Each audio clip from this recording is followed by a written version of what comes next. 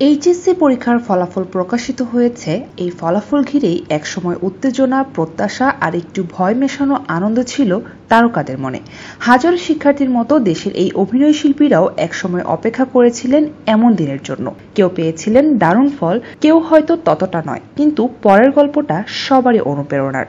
বেশিরভাগ তারকাই জানান এইচএসসি পরীক্ষার ফলাফলের দিনটি ছিল তাদের জন্য উৎকণ্ঠার।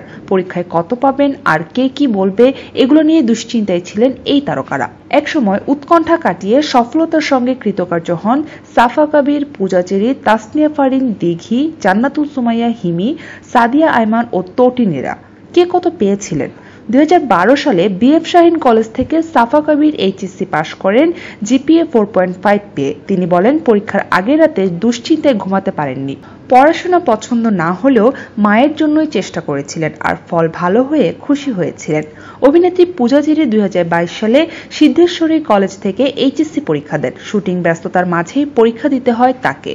গোলই সিনেমার শুটিংয়ের কারণে প্রস্তুতি নিতে পারেননি, তাই ফলাফল নিয়ে চিন্তিত ছিলেন। শেষ পর্যন্ত তিনি জিপিএ 4.08 পেয়ে খুশি হন।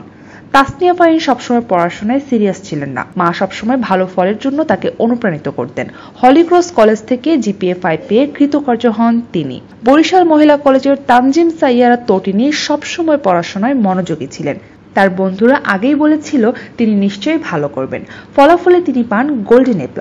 অভিনেত্রী সাদিয়া আয়মান 2017 সালে বরিশাল মহিলা কলেজ থেকে জিপিএ 4.39 পান। ফলাফলের আগে দুশ্চিন্তায় থাকলেও পরে নিজের ফলাফল পেয়ে খুশি হন তিনি।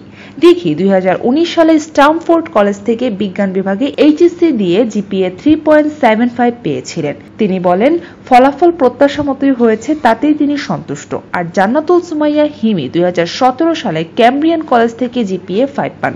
প্রশ্ন ফাঁসের সুযোগ না নিয়ে নিজের যোগ্যতায় পরীক্ষা দেন, যা তাকে সবচেয়ে বেশি গর্বিত করেছে। সবার পথ আলাদা হলেও তাদের একটাই বার্তা, চেষ্টা, আত্মবিশ্বাস আর পরিশ্রমেই সফলতা।